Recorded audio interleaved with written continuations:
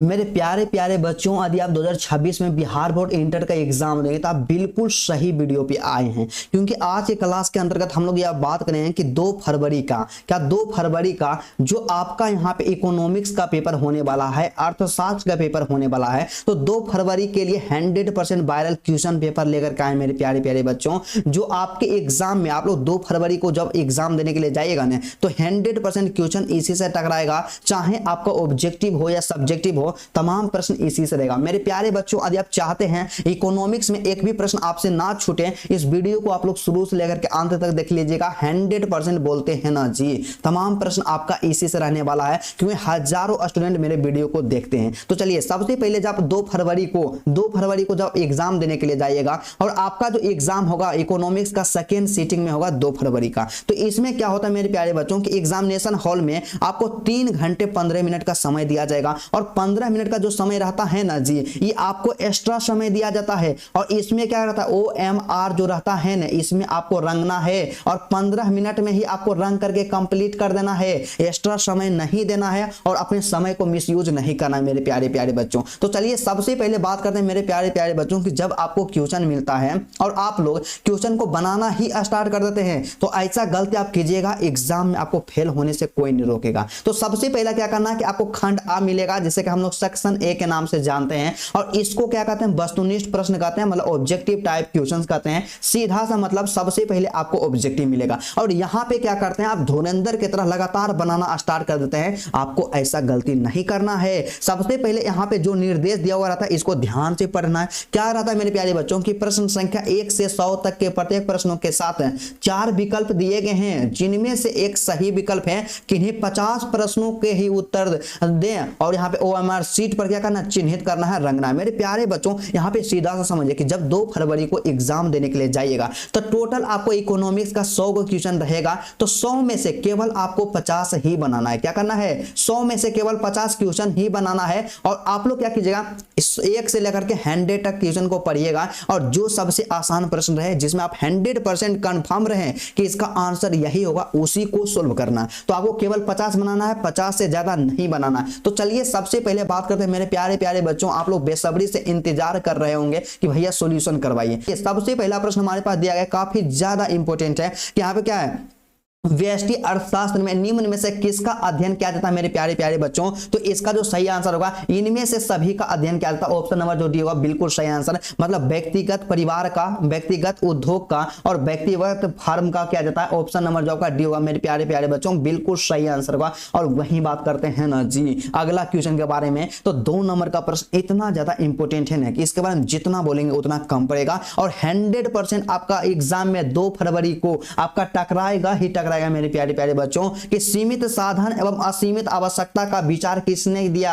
क्या सीमित साधन एवं असीमित आवश्यकता का विचार किसने दिया मेरे प्यारे प्यारे बच्चों। तो इसका जो सही आंसर होगा ऑप्शन नंबर सी हो जाएगा, रॉबिन्स ने दिया था। किसने दिया था, रॉबिन्स ने दिया था। Option number C is the correct answer. और वही बात करते हैं ना मेरे प्यारे प्यारे बच्चों अगला क्वेश्चन के बारे में। तो प्रश्न संख्या जो हमारे पास 3 दिया गया, तो 3 नंबर का क्वेश्चन का सिंपल सा कहना है कि उत्पादन के निम्न में से कौन से घटक है। उत्पादन के घटक के बारे में हमसे बात कर लिया गया। तो देखिए, उत्पादन का जो घटक होता है ना मेरे प्यारे प्यारे बच्चों, क्या होता है, यहाँ पे देखिए, यहाँ पे भूमि जो है उत्पादन का घटक है, बिल्कुल सही। बिना भूमि के आप उत्पादन कर लीजिएगा जी, बिल्कुल नहीं। बिना मेहनत के भी उत्पादन नहीं कर सकते हैं, और बिना पूंजी का भी उत्पादन नहीं कर सकते हैं, मतलब कि फसल उत्पादन नहीं कर सकते हैं। तो इनमें से सभी यहाँ पे ऑप्शन नंबर जो आपका डी होगा मेरे प्यारे प्यारे बच्चों, बिल्कुल सही आंसर होगा। Option number D is the correct answer.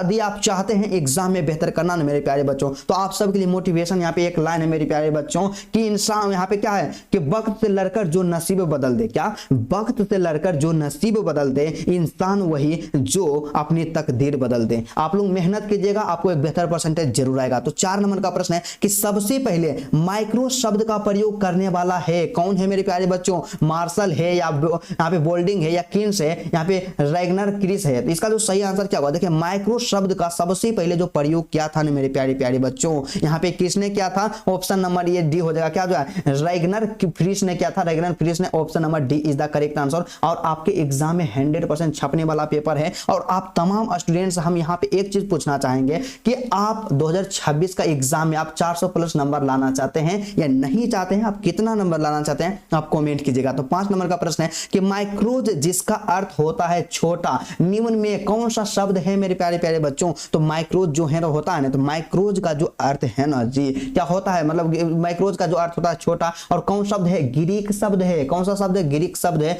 Option number B is the correct answer. और वही बात करते हैं मेरे प्यारे प्यारे बच्चों इकोनॉमिक्स का। क्या क्लास 12 बिहार बोर्ड इकोनॉमिक्स का सबसे ज्यादा खतरनाक प्रश्न हमारे पास दिया गया है। क्या है मेरे प्यारे प्यारे बच्चों कि निम्नलिखित अर्थशास्त्री में से कौन, यहाँ पे कल्याणवादी विचारधारा के नहीं है मेरे प्यारे बच्चों। देखिए कल्याणवादी विचारधारा के कौन नहीं मेरे प्यारे प्यारे बच्चों। तो इसका जो सही आंसर ऑप्शन नंबर सी हो जाएगा। क्या हो जाएगा, जेबी सेन है। क्या जेबी सेन है, option number C is the correct answer. और वही बात करते हैं मेरे प्यारे प्यारे बच्चों, काफी ज्यादा मोस्ट इंपोर्टेंट प्रश्न हमारे पास है 7 नंबर का। और 7 नंबर का प्रश्न दिया गया, क्या कहता है कि अर्थव्यवस्था की केंद्रीय समस्या है। अर्थव्यवस्था की केंद्रीय समस्या क्या है मेरे प्यारे प्यारे प्यारे बच्चों। तो इसका जो सही आंसर होगा ना जी ऑप्शन नंबर डी हो जाएगा, मतलब उपयुक्त सभी। क्योंकि क्या होता है कि क्या उत्पादन हो ये भी है, उसका उत्पादित वस्तुओं का वितरण भी होता है, और कैसे उत्पादन हो सभी होता है। Option number D is the correct answer. और वही बात करते हैं ना विनोद अगला क्वेश्चन के बारे में। तो अगला जो क्वेश्चन क्या है, और उससे पहले आपसे हम रिक्वेस्ट करना चाहेंगे, आप लोग क्या कीजिएगा, मेरे चैनल पे नए हैं तो सबसे पहले चैनल को सब्सक्राइब कर लीजिएगा। और चैनल को सब्सक्राइब करना आप सबके लिए बहुत ही ज्यादा जरूरी होता है। तो चलिए यहाँ पे 8 नंबर का प्रश्न है कि किस अर्थव्यवस्था में, क्या किस अर्थव्यवस्था में निजी एवं सार्वजनिक क्षेत्र का सह अस्तित्व होता है मेरे प्यारे प्यारे बच्चों। तो इसका जो सही आंसर होगा ऑप्शन नंबर सी हो जाएगा कि मिश्रित अर्थव्यवस्था में। क्या मिश्रित अर्थव्यवस्था में, option number C is the correct answer. और एग्जाम के दृष्टिकोण से 100% आपका वायरल पेपर होने वाला है, तो कभी भी आप इस वीडियो को इग्नोर नहीं कीजिएगा। तो चलिए यहाँ पे 9 नंबर का प्रश्न है कि किस अर्थव्यवस्था में कीमत तंत्र के आधार पर निर्णय लिए जाते हैं मेरे प्यारे प्यारे बच्चों। तो देखिए कीमत तंत्र के आधार पे जो निर्णय लिए जाते हैं ना मेरे प्यारे बच्चों, किस अर्थव्यवस्था में लिए जाते हैं, तो पूंजीवादी अर्थव्यवस्था में लिए जाते हैं। किस अर्थव्यवस्था में, पूंजीवादी अर्थव्यवस्था में। ऑप्शन नंबर जो आपका बी होगा बिल्कुल सही आंसर होगा। और 100% आप एग्जाम में जाएगा 2 फरवरी को, यहाँ पे इकोनॉमिक्स का पेपर देने के लिए, अर्थशास्त्र का पेपर देने के लिए 100% क्वेश्चन आपके एग्जाम में टकराएगा। तो 10 नंबर का प्रश्न है उत्पादन संभावना से वक्र का ढाल गिरता है। देखिए उत्पादन संभावना वक्र का ढाल कब गिरता है मेरे प्यारे प्यारे बच्चों। तो क्या हो जाएगा, बाएं से दाएं। क्या बाएं से दाएं या कैसे गिरता है, ऑप्शन नंबर जो आपका ये होगा बिल्कुल सही आंसर होगा। और वही बात करते हैं ना जी, काफी ज्यादा मोस्ट इंपोर्टेंट प्रश्न है। और उससे पहले आपको बता दें कि काम करो ऐसा की पहचान बन जाए, हर कदम चलो ऐसा की निशान बन जाए, यहाँ जिंदगी तो हर कोई काट लेता है मेरे दोस्त, जिंदगी जियो इस कदर की मिसाल बन जाए। काफी खतरनाक लाइन है। और कमेंट आप कीजिएगा कि आपको कैसा लगा। तो चलिए यहाँ पे क्या है कि उपभोक्ता व्यवहार का अध्ययन क्या जाता है। देखिए उपभोक्ता व्यवहार जो होता है मेरे प्यारे बच्चों, इसका अध्ययन क्या कहलाता है, इसका जो अध्ययन जो किया जाता है मेरे प्यारे बच्चों, इसका जो अध्ययन किया जाता है यहाँ पे सूक्ष्म अर्थशास्त्र में अध्ययन किया जाता है। ऑप्शन नंबर जो आपका ये होगा बिल्कुल सही आंसर होगा। और उसके साथ ही साथ अगला क्वेश्चन के बारे में बात करते हैं। तो यहाँ पे प्रश्न संख्या 12, तो 12 नंबर का प्रश्न दिया गया है क्या है कि गोसेन का प्रथम नियम निम्न में से कौन है। देखिए गोसेन का प्रथम नियम निम्न में से कौन है मेरे प्यारे प्यारे बच्चों। तो इसका जो सही आंसर होगा ऑप्शन नंबर बी, क्या है, सीमांत उपयोगिता ह्रास नियम। Option number B is the correct answer. और मेरे प्यारे बच्चों अभी तक आपने वीडियो को लाइक नहीं किए हैं तो जल्दी से वीडियो को लाइक कर लीजिएगा। आपके लिए मोस्ट इंपोर्टेंट क्वेश्चन डेली लेकर के आएंगे, क्योंकि आपको हमें क्या करना है इकोनॉमिक्स में ऑब्जेक्टिव में, क्या इकोनॉमिक्स के ऑब्जेक्टिव में आपको 50 में से 50 नंबर हमको दिलाना है। मेरा टारगेट यही है। तो जल्दी से आप लोग लाइक कर दीजिए। 13 नंबर का प्रश्न है कि बजट रेखा दर्शाती है। देखिए बजट रेखा जो है क्या दर्शाते हैं मेरे प्यारे प्यारे बच्चों। तो बजट रेखा जो है ना मूल्य अनुपात को दर्शाती है। ऑप्शन नंबर जो आपका ये होगा बिल्कुल सही आंसर का। और मेरे प्यारे बच्चों कहा जाता है ना जी कि जब आंखों में अरमान लिया मंजिल को अपना मान लिया, है मुश्किल क्या आसान किया, जब ठान लिया तो ठान लिया। तो एक बार जब आप निश्चय कर लिए ना हमें बेहतर करना है, उसके लिए जितना मेहनत करना पड़े अपने आप को झोंक दीजिए। क्या है कि वहां पे क्या उदासीनता वक्र की ढाल निम्नांकित में से किससे मापी जाती है मेरे प्यारे बच्चों। तो उदासीनता वक्र की जो ढाल होती है ना मेरे दोस्त, किससे मापी जाती है, सीमांत प्रतिस्थापन दर के द्वारा मापी जाती है। Option number C is the correct answer. और 100% इकोनॉमिक्स का वायरल पेपर है, तो कभी भी आप इस वीडियो को यहाँ पे मिस नहीं कीजिएगा, आपके एग्जाम दृष्टिकोण से मोस्ट इंपोर्टेंट है। तो 15 नंबर का प्रश्न है कि वस्तु के हार यहाँ पे अगली इकाई के प्रयोग से सीमांत उपयोगिता क्या होती है। क्या घटती है या बढ़ती है या स्थिर रहती है या शून्य हो जाती है? तो इसका जो सही आंसर होगा क्या होगा मेरे प्यारे प्यारे बच्चों, यहाँ पे घटती है। क्या होती है? घटती है। मतलब वस्तु की हर अगली इकाई के प्रयोग से सीमांत उपयोगिता जो हो क्या होती है? घट जाती है। और वही बात करते हैं ना जी 16 नंबर का प्रश्न, तो इसका सिंपल सा करना है ना गोपाल, इसका क्या करना है जी कि सीमांत उपयोगिता निम्न में निम्न हम कैसे निकालते हैं? तो सीमांत उपयोगिता को कैसे निकाला जाता है? तो इसका जो सही आंसर होगा ऑप्शन नंबर ए हो जाएगा। क्या हो जाएगा? Option number A is the correct answer. काफी ज्यादा इंपॉर्टेंट क्वेश्चन है, एग्जाम में हर एक साल पूछ लिया जाता है, तो आप कभी भी आप इसको इग्नोर नहीं कीजिएगा। तो चलिए 17 नंबर का प्रश्न दिया गया मेरे प्यारे प्यारे बच्चों, क्या है कि उपयोगिता की माप की जा सकती है? किसके द्वारा उपयोगिता की माप की जा सकती है मेरे प्यारे बच्चों? तो इसका जो सही आंसर होगा क्या होगा? मुद्रा के द्वारा। क्या मुद्रा के द्वारा मेरे प्यारे बच्चों? यहाँ पे ऑप्शन नंबर जो आपका ये होगा बिल्कुल सही आंसर होगा, 17 का ऑप्शन नंबर ए। और मेरे प्यारे बच्चों आपको नहीं पता है तो मेरा नाम क्या है? मेरा नाम संतोष है। क्या मेरा नाम संतोष है? और आप लोग प्यार से संतोष सर, और संतोष सर के जगह पे आप लोग संतोष भैया भी कर सकते हैं। और आप कमेंट करके बताइए कि आपका नाम क्या है। आप थोड़ा सा कमेंट कीजिए, क्योंकि जब आप कमेंट करते हैं ना जी तो मेरा मन जो होता है बहुत ज्यादा खुश हो जाता है। और वही बात करते हैं मेरे प्यारे प्यारे बच्चों अगला क्वेश्चन के बारे में। तो 18 नंबर का प्रश्न है कि उपयोगिता का क्रमवाचक सिद्धांत किसने दिया? तो उपयोगिता का क्रमवाचक सिद्धांत जो दिया गया था मेरे प्यारे बच्चों यहाँ पे क्या हिग्स और एलन के द्वारा दिया गया था। Option number C is the correct answer. और वही बात करते हैं अगला क्वेश्चन के बारे में। तो नेक्स्ट प्रश्न यहाँ पे हमारे पास दिया गया काफी ज्यादा मोस्ट इंपोर्टेंट है मेरे प्यारे प्यारे बच्चों, यहाँ पे 19 नंबर का। तो 19 नंबर का क्वेश्चन का क्या कहना है कि अर्थशास्त्र में उपयोगिता का आशय है। देखिए अर्थशास्त्र में उपयोगिता का जो आशय है ना मेरे प्यारे बच्चों, किसी वस्तु में आवश्यकता पूरी करने की शक्ति से आशय है। ऑप्शन नंबर जो आपका यहां से ए हो जाएगा, बिल्कुल सही आंसर होगा। और मेरे प्यारे बच्चों आप सब के लिए बोले ना कि इतना इतना इतना ज्यादा खतरनाक है कि आपके एग्जाम में डायरेक्ट टकराएगा, तो अब कभी भी आप इसको इग्नोर नहीं कीजिएगा। क्या है कि कुल उपयोगिता जब स्थिर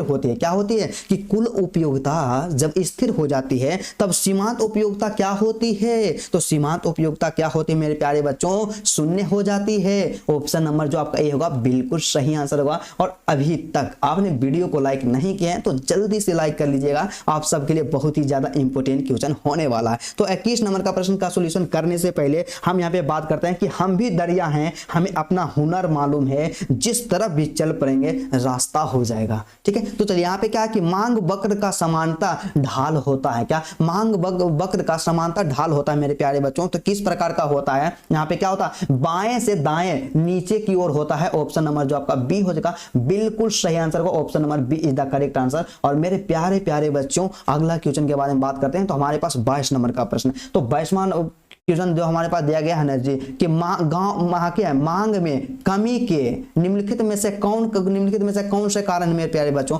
तो मांग जो होता है ना, क्या मार्केट में जो मांग होता है, तो मांग में कमी के निम्नलिखित में से क्या कारण हो सकता है? तो इसमें जो कारण होता है ना मेरे प्यारे बच्चों, आय की कमी भी होता है, उपभोक्ता की रुचि में कमी भी होता है, क्योंकि जब रुचि नहीं होगा, जब इंटरेस्ट नहीं होगा तो कैसे किसी भी चीज का मांग होगा, डिमांड होगा। और क्रेताओं की मतलब खरीदारी करने की संख्या में भी कमी होता है ना, तो किसी भी चीज का डिमांड जो होता है कम पड़ जाता है। तो ऑप्शन नंबर जो यहां से आपका डी हो जाएगा, बिल्कुल सही आंसर होगा। ऊपर युक्त सभी ऑप्शन नंबर जो आपका डी होगा बिल्कुल सही आंसर होगा। और मेरे प्यारे बच्चों कहते हैं ना जी कि मेहनत का कोई शॉर्टकट नहीं होता है मेरे दोस्त, आपको मेहनत करना ही पड़ेगा। और मेहनत यदि आप शॉर्टकट से आपको मिलेगा ना तो मेहनत मतलब उसका रिस्पॉन्स थोड़ा सा ज्यादा नहीं होगा। क्या है कि ऐसी वस्तुएं जिनका एक दूसरे के बदले प्रयोग किया जाता है क्या कहलाता है? देखिए हम लोग नहीं जानते हैं जी कि ऐसी वस्तुएं जिनका एक दूसरे के बदले प्रयोग किया जाता है उसे हम लोग क्या कहते हैं?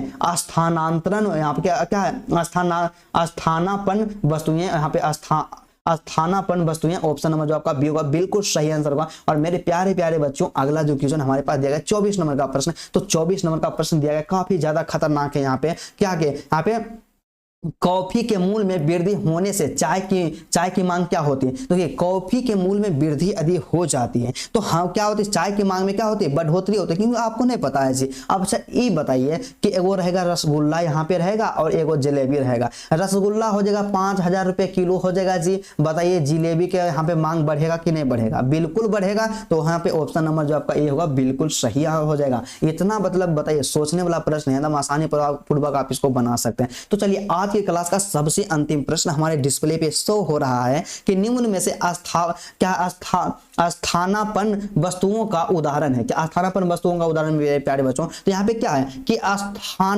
स्थानापन्न वस्तुओं का उदाहरण। तो स्थानापन्न वस्तु किसको कहते हैं? मतलब एक दूसरे के बदले जो उपयोग किए जाते हैं। तो यहाँ पे क्या हो जाएगा? तो यहाँ पे जो इसका सही आंसर होगा ना मेरे प्यारे बच्चों, यहाँ पे क्या होता है? चाय तथा कॉफी होता है। क्योंकि क्या होता है कि जब हमें चाय नहीं मिलता है तो कॉफी का इस्तेमाल कर लेते हैं, और कॉफी जब नहीं मिलता है मेरे प्यारे बच्चों तो हम लोग चाय का इस्तेमाल कर लेते हैं। तो ऑप्शन नंबर जो आपका डी हो जाएगा चाय तथा coffee. Option number D is the correct answer. मेरे प्यारे बच्चों, यदि आपको वीडियो अच्छा लगा तो सबसे पहले आप लोग क्या कीजिएगा, इस तरह से दिल का सिंबल बनाइएगा और वीडियो को लाइक जरूर कर दीजिएगा। चैनल पे नए हैं तो चैनल को सब्सक्राइब जरूर कर लीजिएगा और एक प्यारा सा कमेंट कीजिएगा आज का क्लास कैसा लगा। और दूसरा कमेंट कीजिएगा ना जी कि आपको सबसे ज्यादा प्रॉब्लम किस सब्जेक्ट में है, हम उसका सॉल्यूशन करवा देंगे। आप जरूर कमेंट कीजिएगा। और यदि आपको वीडियो अच्छा लगा तो अपने 5 दोस्तों के पास इस वीडियो को शेयर जरूर कीजिएगा, क्योंकि आपके साथ यदि आपके दोस्त भी आगे बढ़ जाते हैं तो इससे बढ़िया बात कोई भी नहीं होता। तो चलिए आज की क्लास यहीं तक रहता, फिर आपसे मिलते हैं नेक्स्ट वीडियो में और नेक्स्ट टॉपिक के साथ। तब तक के लिए जय हिंद।